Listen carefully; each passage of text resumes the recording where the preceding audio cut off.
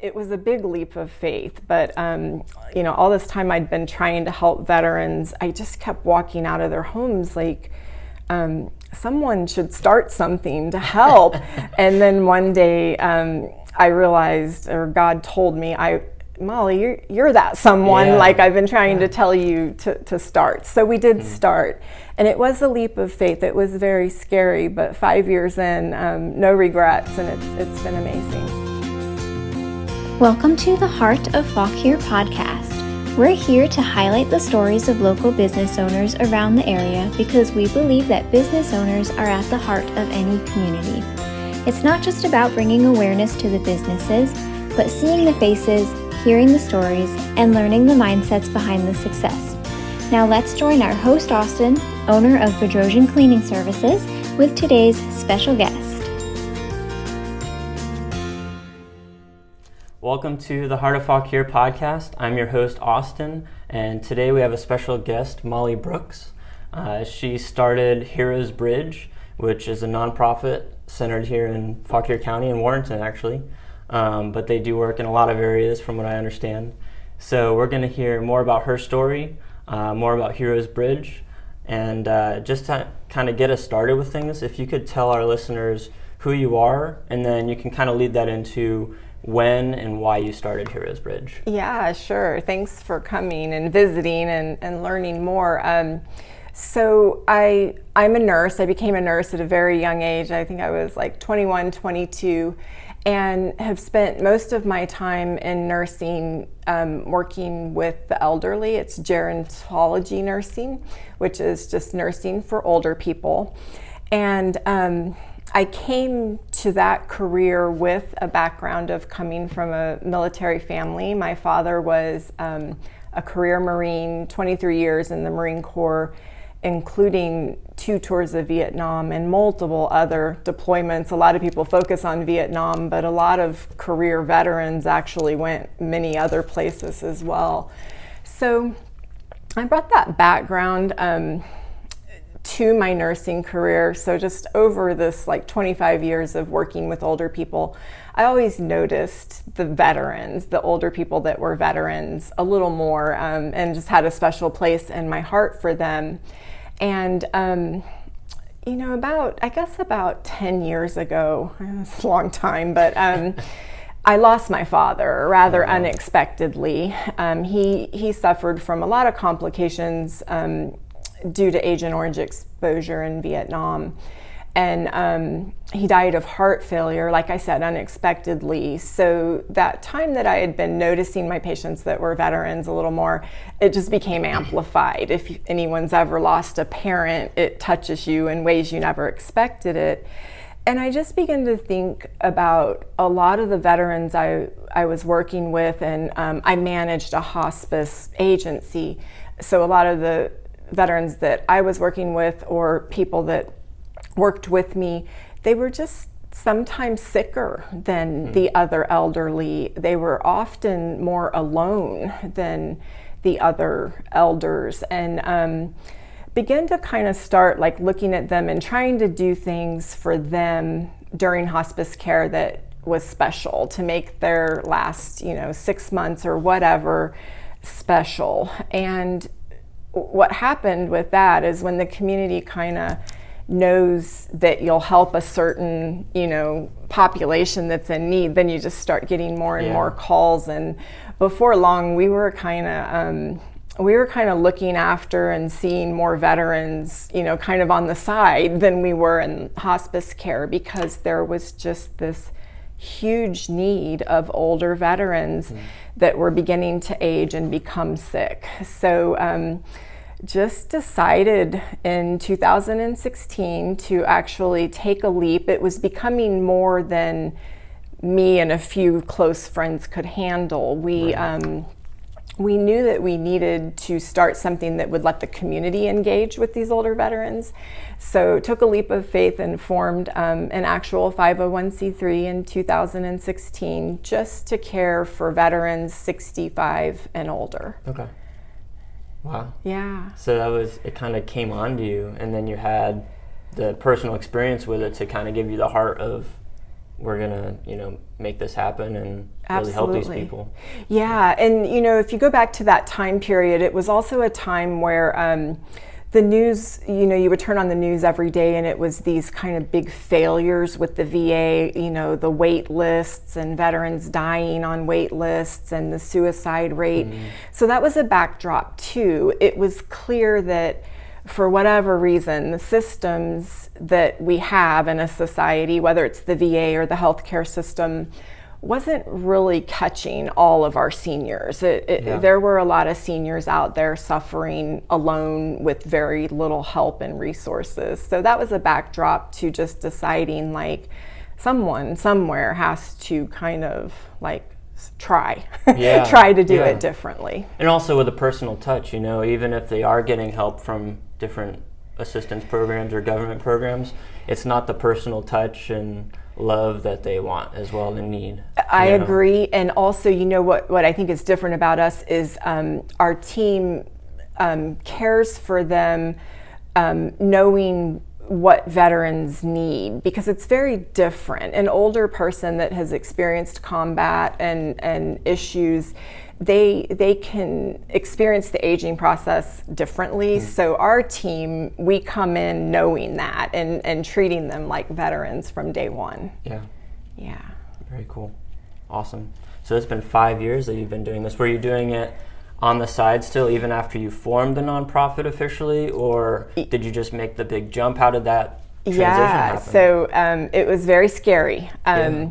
I had worked for a long time in healthcare leadership roles, so I was very used to managing large teams of people and very large budgets, but never had I, we kind of just cobbled together $750 to file the legal paperwork to form a 501c3, and never did I start from scratch with something kind of a new concept.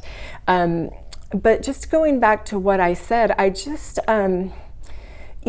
this area that we live in, it's beautiful and there's a lot of wealth in this area. And it was just very difficult for me to drive past $1 million estates and horse farms to go care for these older veterans that were living, in subdivided, dark, sometimes without utilities. I know a lot of people don't realize that, but it was very difficult to kind of see this wealth on one hand and go in and see seniors in our area living that way. I think a community and a society can really be judged on how they treat their children and how they treat their elderly. So it was a big leap of faith, but all this time I'd been trying to help veterans, I just kept walking out of their homes someone should start something to help. And then one day I realized, or God told me, Molly, you're that someone, I've been trying to tell you to start. So we did start.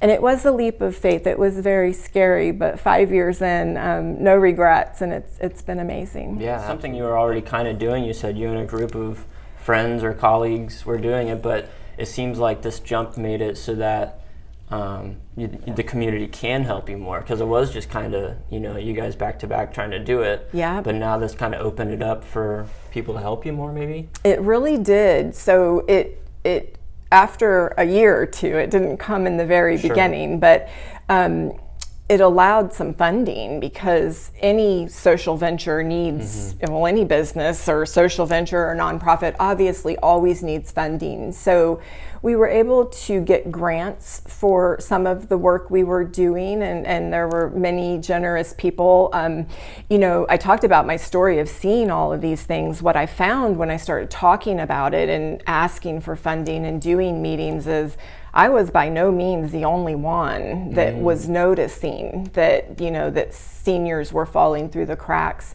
I was by no means the only one that loved our veterans, our older veterans. I would do talks and, I talk about my father and some of the things we would see, and people would come up to me afterwards and say, they would say, me too. My dad, he was never the same when he came back from Vietnam. So it did allow me to really engage the community to help, and also volunteers. So funding started coming in, and volunteers that felt the same way that I did were happy, I think, to have an outlet and an avenue to kind of pitch in and do things differently. Yeah, a big thing is knowing that you're not alone, whether you're the one facilitating it, knowing you're not alone with wanting to help these people, and also these people you're helping, knowing they're not alone and that there's help. Yes. That's really big. Yeah. So let's jump into kind of maybe what you guys do. So sure. Obviously you're helping these people that are in need. So what are the different programs you have? It looks like you have quite a lot of successful things going on. We were very ambitious with the programs when I first formed it. What we did when we first formed it was we'd been helping veterans informally, and we kind of sat down and thought, okay, when someone called us about an older veteran, and it's usually the hospital, social services, churches, neighbors, like someone from the community would call us about an older veteran that needed something. What did they call about? Because they rarely ever call us with the veterans that are happy and well-adjusted and doing fine. And we just kind of like literally plotted it out, and it kind of fell into some very distinct categories. And then we made the programs to address that. Like we wanted to be careful to make sure that we were doing the things that were falling through the cracks. So the main program of Heroes Bridge is called the Battle Buddy program, and it really is, it pairs either a younger veteran or another volunteer it pairs them up with that older veteran in need, because the number one, by far, we almost didn't even need to plot this one out, that we saw when we were called into cases were senior veterans that were alone. Mm-hmm. That for whatever reason, when they got older, whether they never married and had children, or they had lost their families due to PTSD or alcohol or substance abuse, whatever reason, when they started getting older, they were very alone. And when you look at what happens, often when an older person starts needing help or getting a little frail, there's a daughter or a nephew or someone that kind of swoops in and fills that gap, gives them rides to the doctor, keeps them from getting too lonely. With a lot of our older veterans, there is no one. We are their only person. So we formed the Battle Buddy program to address that loneliness, that isolation. And then the Battle Buddy that's assigned to that veteran kind of uses our other programs, our other initiatives to kind of really just improve the quality of their life. So just to run through them super quick, we do a lot of pet therapy. If they have their own pet, sometimes they're having trouble caring for it, but they do not want to give the pet up. So we help them be able to maintain their pet when we can. And then if they don't have a pet, we will take some of our pet volunteers. I think you saw them at the Remington Fall Festival. We'll take some of our four-legged volunteers in to see them, just because it's another social interaction. We do a lot of transportation. We provide meals to their doorstep. They're like fresh, never frozen meals for some of our veterans that are having nutritional issues. And we also do a lot of home modifications where we can. Some of the veterans' homes are older than they are, and they're just literally falling down around them. So we do some work around that as well. Okay. So like aging in place kind of stuff, ramps and like handyman type fixing stuff around the house? You got it. Okay. We've replaced refrigerators, mowed yards, built ramps, you know, just whatever makes them... Our goal really, we just kind of say every senior should have safe and clean housing. Yeah. So whatever makes that happen when we can, you know, that's what we try to do with our home front program. Okay, that's great. Yeah.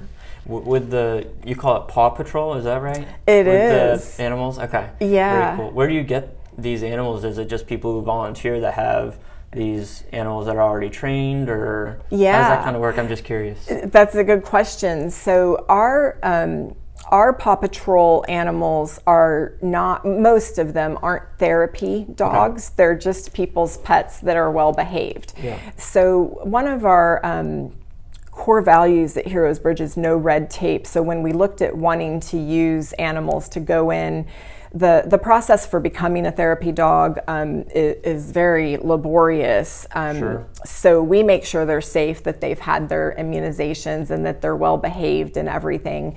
But then anybody's pet, as long as they meet those two criteria, can go in. And because it's more of a friendly visit, we're not trying to do therapeutic things.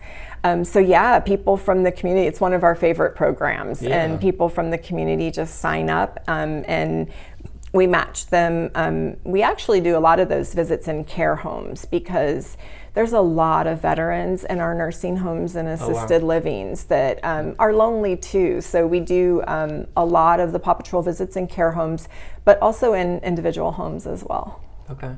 Yeah. Very neat. Do you have a story or two off the top of your head maybe where you've been able to help someone out and just kind of what the circumstances were around that and I think I do have a couple, and I think the ones that I'm thinking of, I can kind of give you two scenarios because some of the cases that we get are kind of fun and kind of easy.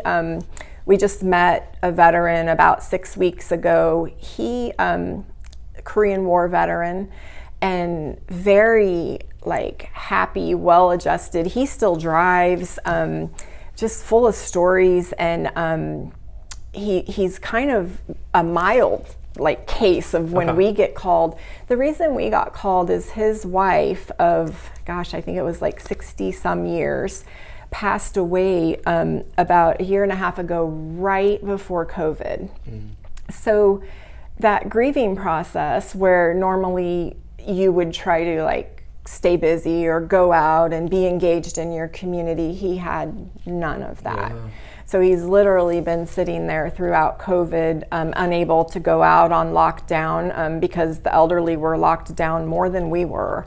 And so we got a call that he just was lonely and he just wanted to do things. So he's been going to the HEAL Foundation, which has been very gracious and has let us bring our veterans there every Thursday in October. He's been going on those visits. We're planning a visit to the new Army Museum that opened at Fort Belvoir. So he's just a really happy story that we've been able to go in and just kind of change his life because he's vaccinated. It is safe to go out again, and that's a happy story. But unfortunately, a lot of our stories are extremely difficult and not that fun and nice.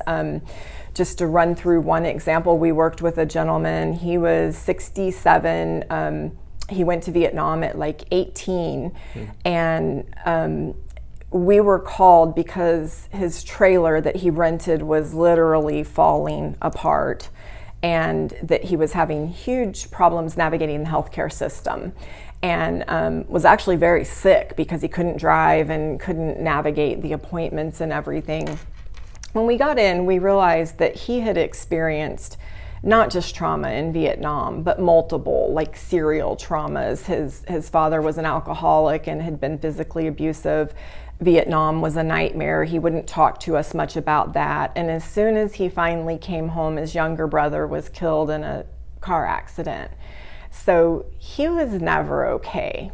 He hasn't been okay for 50 years. And he had severe alcohol issues himself. But we went in there and we were able to spend 8 months. We helped him. We tried. It was during COVID, so even we had trouble navigating the healthcare system. But we tried to help navigate him through some health issues he was having. The Battle Buddy visited weekly, extensively. We lost him, unfortunately. He was found, passed away one day by, there was a business next door that hadn't seen him and went in and we lost him. So all of our stories aren't, I wouldn't have founded Heroes Bridge just because a few veterans were lonely. I founded it because there are very glaring cases of older veterans that just need a lot of help. So it sounds like it ended sad, and it did, but as a team we processed that loss, and we kind of thought about what that last 8 months would have looked like for him had we not been in the picture, because he was very alone in life, versus what it was like when we did visit him. We took him birthday stuff, we would sit on his front porch, and so his time was very different. So that's how we processed it. We hope even when the story doesn't end the happiest, that we still made a difference at the end of the day. Yeah. And you don't know what was going through his head exactly those last months when you were there with him, to make the impact. So it wasn't the same as the last 40, 50 years of just battling without any hope or absolutely help at all, so. We hope so. We hope so. We loved him, and I think he loved us too, so we did change that for him. I hope. Good. Yeah. Yeah, helping people when there's a real need isn't always flowers and rainbows, Yeah, that's for sure. yeah. I mean, you're gonna have fun stories with going to build something and taking animals, but there's a real problem that you're addressing too. So we hope so. We hope so. What is you're 5 years in now, but you're in a new space now. We have a new office here. Anybody can stop by and see us Monday through Friday. Lots of people have been following us, so we would love for them to be able to come in and see and walk through. Yeah, absolutely. And then you have all these different programs going on. What's kind of your vision now for the next couple years? Do you have really defined vision, or is it just continuing doing what you're doing and filling in the gaps where you need them? What's kind of what you're looking at? It's a great question. I'm glad you asked. Our programs seem to be going very well. They seem to be filling those exact cracks and gaps in the system that I was worried about. So we plan to just strengthen those and continue those and improve those as we go along. But one big thing that we've decided a year ago actually is the housing issue is not good. It's not good. I think in America, affordable housing is really becoming an issue, and I think right outside of Washington, D.C., it's even more of an issue. Sure. I think for all ages, maybe it's getting expensive, but for our seniors, affordable housing is very dire. I think a lot of seniors live on $1,100 a month in Social Security, and it's hard to find a place to rent that's less than that. And if you do, it's usually not very nice. So we've been dealing with that for 5 years. We've been dealing with veterans that when we leave their house, we know no one's going to see them again until we come back the following week. That's how alone they are. That's what happened with the gentleman I was telling you about. And we deal with veterans. That same gentleman, we spent a lot of time on his front porch, and I had somebody, because we posted something on Facebook, and somebody said, "That's so nice, you get him outside." What I didn't say is we couldn't go in his trailer. It was so bad. We had to sit on his front porch. So and he's not the only one. This is like an issue that we see over and over. So we started looking at some of these tiny home villages across the country, and actually visited some. And there was one model of care that we really loved. They do their village to serve homeless people with disabilities, but when we were kind of looking at it, we thought, well, this would work for our older veterans. And so we've been exploring that and decided a year ago that we're going to build a village of tiny homes for those most alone, most low income, most kind of at-risk senior veterans. So we've been working on that the last year, and that's our main vision. We're going to continue what we've been doing, and we hope to build upon our capacity to help those really at-risk veterans and bring them to the village. Yeah, that's great that you guys are, that's a huge project for you guys, though. It really is. Where do you want to put it? Do you have things planned out for that already? Yeah, so we've been working the last year on this, and it is a huge undertaking, because even though it's tiny houses, it's a huge undertaking. That it's very unique. When you start building things that people aren't used to, it gets a little tricky. So a lot more hurdles when Yes. people aren't used to it. Yeah. So I've been working on funding, which I thought that would be the hardest part. We have a lot of people that we've talked to about this project with a lot of capacity for giving that are super excited and seem to want to chip in a lot. So the funding actually has gone rather well. And then I guess like politically and community-wise, it's gone really well. Our county supervisors started talking to them about a year. They're very excited. They love this concept of a small pocket community for our seniors. They've been very helpful and supportive in thinking through where would be the right place for this in our community. So those are the things that have gone well. What has been very challenging, and we're still stuck, is exactly where it goes. We want it to be in Fauquier County. That is our first preference. This community has supported me and Heroes Bridge since day one, so we want the village to be in this community. The zoning and land use is very, very tricky. Sure. We're pursuing right now, and pursuing maybe isn't the right word, we're looking and following 3 different opportunities of what may work, and we're not sure which one will pan out first. That's why we're kind of following all 3. And I can't really say where they are because just the negotiations and everything is like tricky, and I wouldn't want to say it's going to go somewhere and then it falls apart and it doesn't, but we are working very hard, and we've been very blessed that there are a lot of people, again, the county supervisors and other people in the community that are calling and like, hey, what about here, and how would this work? So we have a lot of people helping us think through it. I'm hopeful by the end of the year that we're able to announce a site. Yeah, awesome. It's exciting. Yeah, and that's coming up soon then. It is actually. It's just a couple months. You can know by then. That'd be great. I hope so. Cool. Gosh, I was going to ask about main hurdles, but I think we just talked about probably the biggest one that you're looking at right now. Yeah, is finding a place for that village. And, there have been challenges along the way. I think anytime you start a new venture of any kind, there were days where I got tired, but just that quickly someone would call and pitch in and kind of cheer us on. So it has been a blessing and a joy since I decided to do it. Right.